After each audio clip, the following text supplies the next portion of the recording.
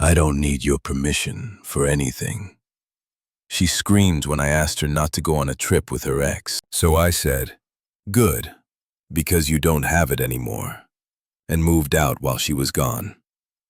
Now she's alone, forgotten, and I don't even feel anything. Hey viewers, before we move on to the video, please make sure to subscribe to the channel and hit the like button if you want to see more stories like this. Thanks. I used to think peace was proof of love. When things were quiet. When there were no fights, no jealousy, no drama. I believed that meant we were solid. I didn't realize at the time that peace only works if both people actually want it. Lena and I had been together a little over 2 years when everything fell apart. I was 28, working as a software analyst, living the kind of life that made my mom proud and my friends tease me. You're basically a retired dad at 30. They'd joke when I left parties early or said no to last-minute weekend trips. Lena was the opposite. She was pure motion, bright, social, restless. She worked in PR and seemed to live for the spotlight. If a camera came out, she was in front of it. If a group chat went dead, she'd send a meme just to revive it. She said she loved that I was her anchor. That word used to make me feel good. Stable, dependable, grounding. Later I realized anchor also means something that keeps you from moving. The first red flags didn't look like red flags. They looked like jokes, like the time at her friend's birthday dinner, when she leaned across the table to feed cake to her coworker, a guy named Jake, who was always a little too touchy. Everyone laughed, but I noticed her hand linger on his. When we got home, I said quietly, "Hey, that thing with Jake, it made me uncomfortable." Lena, "Oh my God, Ethan, are we really doing this? He's like that with everyone. You're overthinking." She kissed my cheek playfully, grabbed my face and said, "Lena, you've got to loosen up, babe. Not every man talking to your girlfriend is a threat." It sounded reasonable enough at the time. And she was so confident, so dismissive of the idea that anything was wrong, that I convinced myself I was being paranoid. Besides, everything else about her made life brighter. She'd dance in the kitchen while I cooked, leave little post-it notes on my monitor that said things like, "Don't forget to smile," or "Proud of you, nerd." I'd find them and laugh. I thought that was love. Teasing, light-hearted chaos paired with my quiet consistency. But over time, something shifted. The teasing started to sting. "Lena, you're so serious all the time. Can't you just relax for once?" Me? I'm relaxed, Lena. You literally color code your calendar. That's not relaxed. That's clinical. She'd say it while laughing, but there was always a little bite behind it. I brushed it off. The way people in love brush off the things that shouldn't be ignored. I told myself she was just more spontaneous, more open, more fun. Then came the late nights. Work drinks with coworkers that started at 7 and ended at 1 o'clock in the morning. Girls' trips that included guys I didn't know. Each time I asked a question, she acted like I was accusing her of a crime. "Lena, you need to trust me, Ethan. If you can't, then what are we even doing?" That line, "if you can't trust me," was her favorite weapon. It shut down every conversation. And I really did trust her. I wanted to. I believed her when she said nothing was happening. I believed her when she said Jake had a girlfriend, that he was harmless. I believed her because I wanted to be the kind of man who didn't control, didn't dictate, didn't fall apart over insecurity. So I let things slide. But the small cracks kept spreading. Tiny, almost invisible fractures in what I thought was stability. Like the time she came home tipsy and told me, laughing, "Lena, you'd hate how flirty Jake is when he drinks.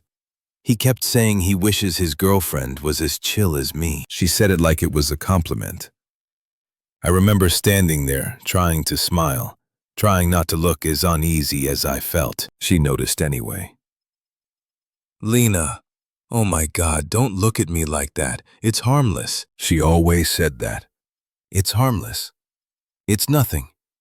You're overreacting." By the time I realized how often she said it was already too late. Because the night that phrase came back again, "You're overreacting," it would be the last sentence she'd ever say to me, while I still loved her. It happened on a Saturday. Lena had been buzzing all week about her PR team retreat. It wasn't really a retreat, more like a weekend networking thing her company did every quarter. An excuse to party under the banner of team bonding. She told me it was going to be at a resort 2 hours away, that everyone from her department would be there. I didn't argue. I just asked one question. "Me, is Jake going?" She laughed too hard. "Lena, of course he is, Ethan. He's on the team. Don't start this again." I didn't say anything, just nodded. She took that silence as permission. That Friday night, she got dressed in front of the mirror. Hair curled, perfume filling the room. The kind she only wore on dates with me. Her dress was short, sparkly, designed to be noticed. "Lena, don't look at me like that," she said, smiling. "You know I have to look good. It's PR. Appearance is half the job." I didn't argue. I kissed her forehead and said, "Me, have fun. Text me when you get there." She didn't. By midnight, I still hadn't heard from her. I texted once, just, "You made it, okay?" No reply. The next morning, I got a picture from one of her coworkers. Not sent to me, but posted publicly. It was a group shot. Everyone smiling, drinks in hand. Lena was in the front. Jake's arm was around her waist. And she wasn't moving away. I stared at it for a long time. Maybe too long, trying to find a version of the image that made sense. Maybe his arm was just in an awkward position. Maybe she didn't notice. But then someone commented, "The power couple we didn't know we needed." Smiling face with hard eyes, fire. And she liked it. That was the first time something in me went cold. Not angry, not jealous, just cold. She came home Sunday night like nothing happened. Hugged me, told me she missed me. I played along. I listened to her stories, her laughter, her casual retelling of how crazy drunk everyone got. Then she mentioned offhand, "Lena, Jake wouldn't stop being an idiot. He kept trying to dance with me. You'd have hated it." "Me, did you?" She froze. "Lena, did I what?" "Me, dance with him." "Lena, oh my God." "Ethan, it was just dancing. Stop acting like I cheated." There it was again. That tone. Like I was the problem for even asking. So, I said nothing. But later that night, when she fell asleep on the couch, her phone lit up with a notification. I didn't go looking for it. It was right there. "Jake, still thinking about that kiss? Don't act like you didn't like it too." Smirking face. My body went numb. There was no hesitation. No drama. Just clarity. I took a photo of the message. Then I set her phone back down carefully. The same way you'd set down a weapon you just realized was loaded. I sat in silence for a long time. When she woke up, she stretched and smiled at me like nothing had happened. "Lena, you're quiet tonight." "Me?" "Yeah." "Lena, everything okay?" "Me?" Perfect. That word must have comforted her.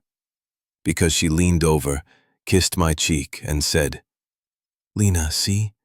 We don't have to fight about every little thing." I didn't reply. That night, I made a plan. The next weekend, she told me she was going out again. Just the girls this time. I asked who was going. She listed a few names I didn't recognize, then added casually, "Lena. Oh, and Jake might show up. He's friends with Tessa. That's when I asked her quietly. Me? Can you not go if he's going? She blinked. Lena, what? What? Me? You kissed him, Lena? Her face changed instantly, like I'd ripped a mask off. Lena, you went through my phone. Me? No. I saw the message. Lena, it was nothing. A drunken mistake. He kissed me. I didn't kiss him back. Me? You liked the comment calling you a couple. Lena, oh my God. That's what this is about. You're acting insane. Then she yelled it. The line that ended everything. Lena, I don't need your permission for anything, Ethan. I nodded slowly. Me? Good. Because you don't have it anymore. And that was the last thing I said before I walked away. She thought it was just another argument. She didn't realize that while she was gone that night, I'd start packing. Not angrily. Not frantically. Just methodically. Box by box. Drawer by drawer. When she came home, the apartment would be quiet. But the closets would be empty, and a single envelope would be on the kitchen counter. When she left that night, she slammed the door so hard the frame rattled. I just stood there for a second, watching it settle back into place. It was strange. No heartbreak, no tears, no anger, just silence. I spent the next few hours moving through that apartment like a ghost. The place we'd shared for 3 years suddenly felt borrowed. My things didn't belong there anymore, so I took them back. Every photo of us, gone.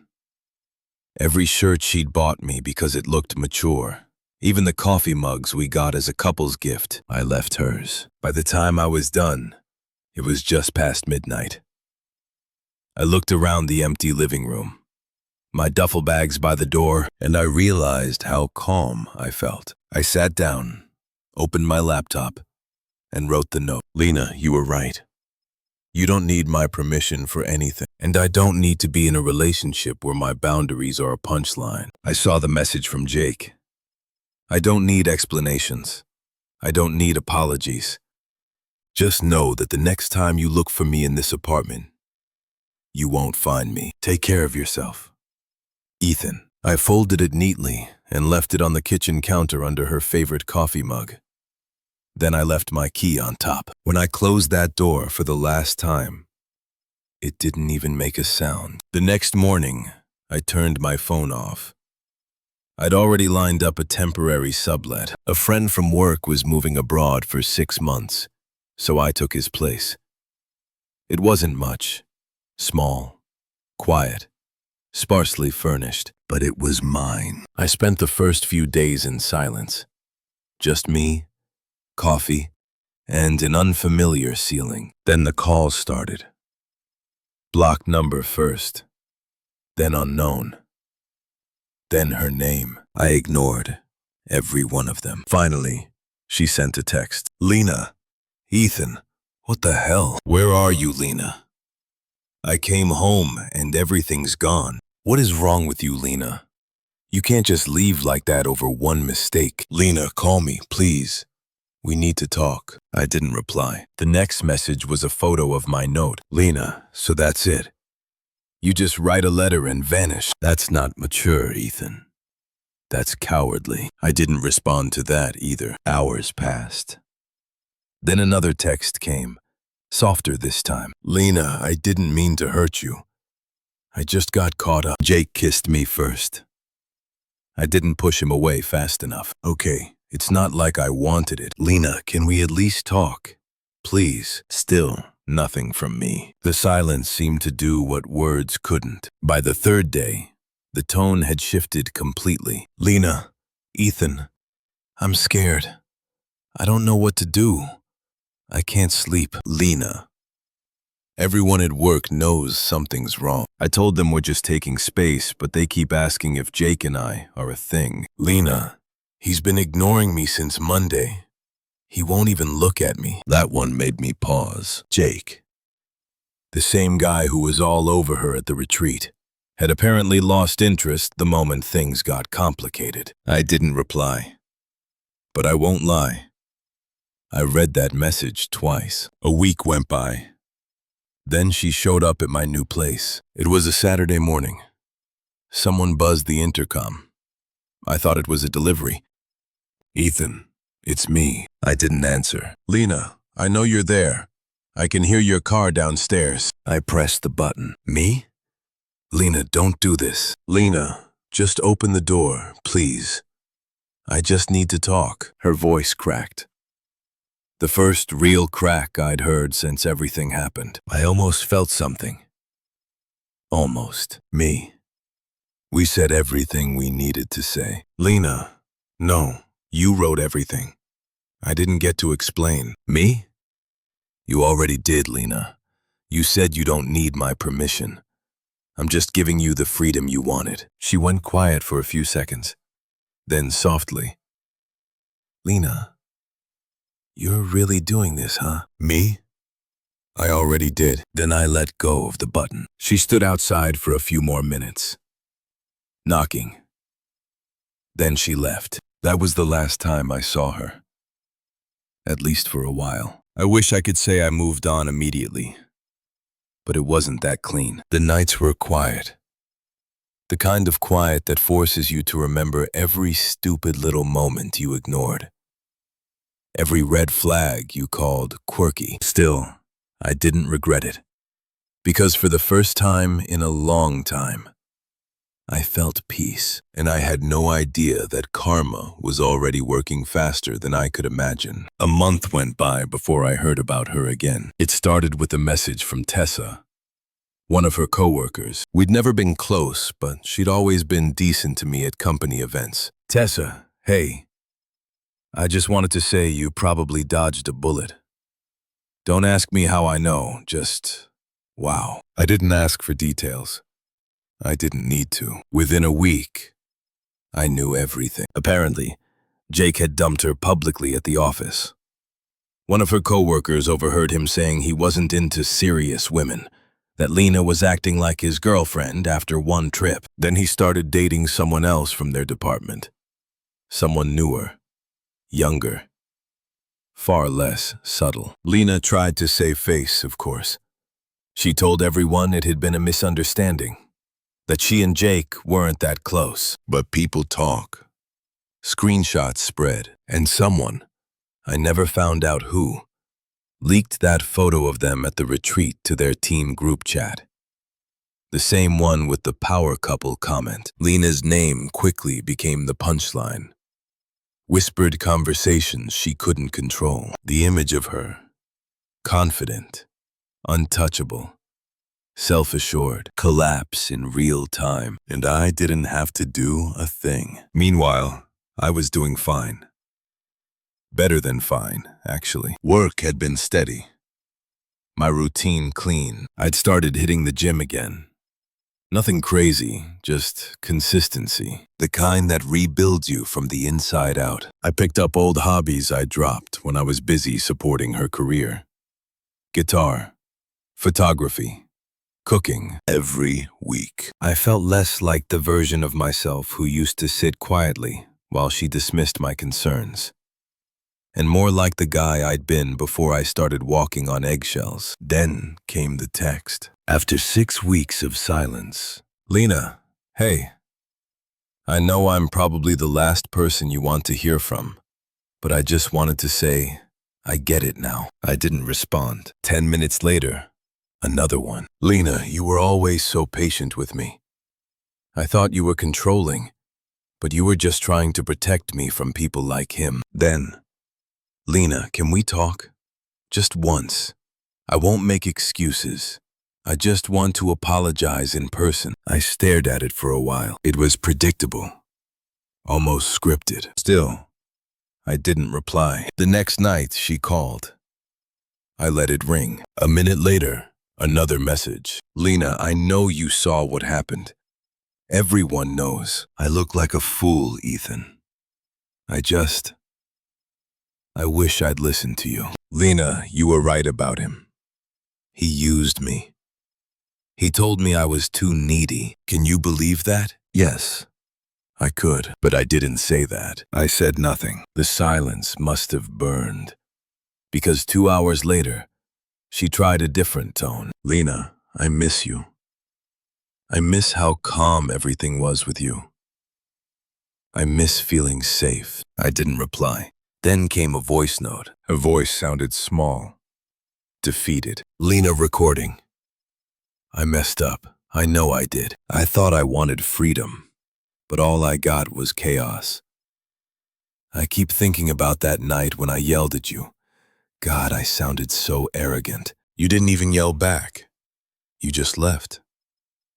I didn't think you actually would. Lena, please. Can we meet for coffee? Just once. I just want to see you. I didn't delete it. But I didn't respond either. 2 weeks later, she tried again. This time through a mutual friend, Mark. Bro, Lena reached out to me. She wants to apologize. Says she's been miserable. Me. She should be telling that to her therapist, not her ex. Mark. Damn. You're really done, huh? Me? I was done the moment she told me she didn't need my permission. That should have been it. But it wasn't, because people like Lena don't let go easily. Not when the silence becomes proof of their irrelevance. The next time I heard from her, it wasn't a text. It was at a friend's engagement party. I hadn't expected her to be there. But of course, she was. She always moved in the same social circles, even when those circles had shrunk considerably. I was talking to a few people near the bar when I heard her voice behind me. That soft, too familiar tone. Lena, Ethan. I turned. She looked different. Not bad, just drained. The kind of tired that makeup can't cover. Lena, wow, you look good. Me? Thanks, Lena. I mean it. You look healthy. Happier. Me.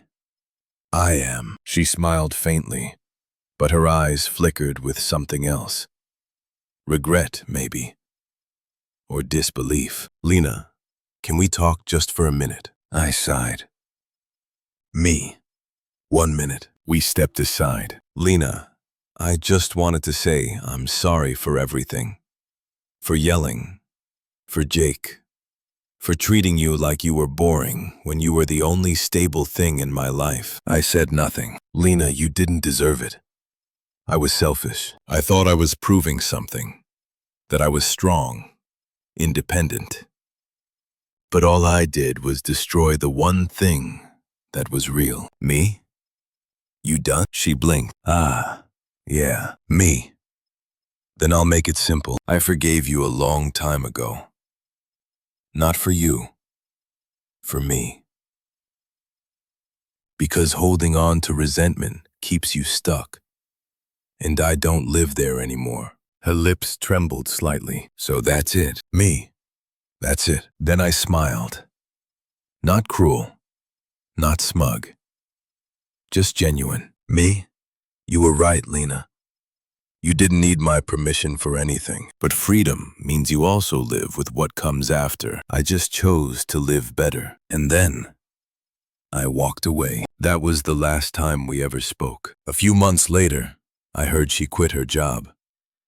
Word was she moved back in with her sister. Meanwhile, I started dating again. Slowly. Carefully, with someone who doesn't treat loyalty like a weakness. And when people ask me about Lena, I just tell them the truth. She taught me how powerful silence can be. I thought it was over. After that party, after the apology that wasn't really for me, but for her own guilt, I assumed she'd finally accepted reality. For a while, it seemed that way, until the night she showed up at my door. It had been almost 6 months since I'd left her. 6 quiet, clean, productive months. I had my own place now. Better job, better habits, better peace. I had also started seeing someone new. Her name was Clara. Calm. Funny. kind in a way that didn't drain you. She didn't need to be the center of every room. She didn't need validation from strangers. She just was. And I liked that. That night, Clara and I had just finished dinner when I heard knocking. Persistent, uncomfortable. When I opened the door, it was Lena. Her eyes were red. She looked nothing like the woman who used to stand in front of the mirror, rehearsing her power poses. Lena, please. Ethan, don't close the door. I need to talk. I didn't move. But I didn't slam it either. Me? What could you possibly need to say that you haven't already? Lena, that I was wrong. I raised an eyebrow. Me? About? Lena, everything. Jake, my so-called freedom. All of it. She took a shaky breath. Lena, hey. He wasn't what I thought. He said all the right things, but he didn't care. He used me, Ethan. He bragged about it to people at work.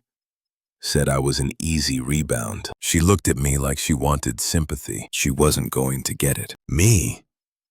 That's unfortunate. Her lips parted, surprised by how flat my tone was. Lena, is that all you're going to say? Me?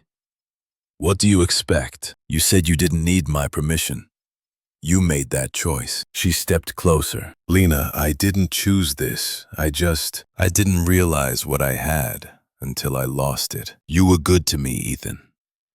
You were the only person who actually cared about me. I crossed my arms. Me? No, Lena. I cared about who you pretended to be. And I think, deep down, you did too. Her jaw tightened. Lena, you don't have to be cruel. Me? I'm not.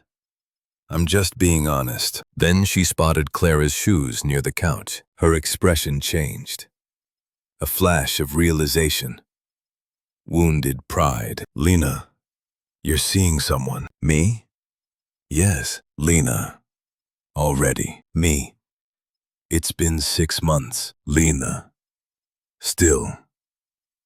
You move on fast. Me? No, I just stopped waiting for someone who already left. Her composure cracked completely. Lena, I made a mistake, Ethan. A huge one. But people make mistakes. I can fix this. We can fix this. Me? No, you can't. And we don't exist anymore. Her voice trembled. Lena, you really don't feel anything anymore. After everything. Me?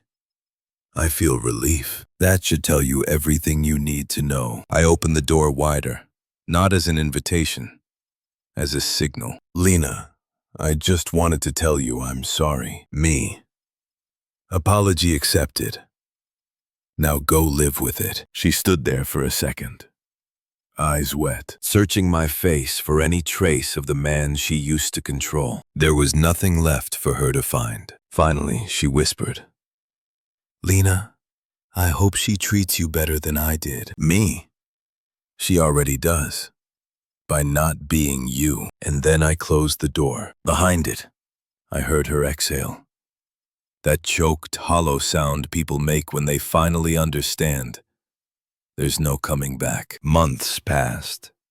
Lena disappeared from everyone's radar. No social media, no new job updates. No mutual friends mentioning her. It was like she'd fallen into the background of her own life. Meanwhile, mine kept moving forward. Clara and I were steady. I got promoted, bought a new car, joined a photography group that traveled on weekends. It wasn't a fairy tale. It was better. Peaceful. Real. Earned. Then one afternoon, while waiting for coffee, I saw her again. She was sitting alone at a corner table, scrolling through her phone. That dazed, empty expression people wear when the world has moved on without them. She looked up. Our eyes met. Her lips parted slightly, like she wanted to speak, but I just gave a polite nod and turned back to the counter. No tension, no resentment, just indifference. When I left, I walked past her table without stopping. Lena. Ethan. I turned slightly. Me. Yeah? Lena, you look happy. Me. I am. Lena. Good. I'm glad. Me. Take care, Lena. That was it. The last conversation we ever had. Sometimes closure doesn't come from big speeches or revenge. Sometimes it's just the quiet moment you realize the person who once broke you could walk right past you and you feel nothing. Because when you finally grow beyond them, their power dies quietly, without drama, and all that's left is peace. Thanks for watching. Make sure to subscribe to the channel and hit the like button. What do you think about this story? Share it in the comments.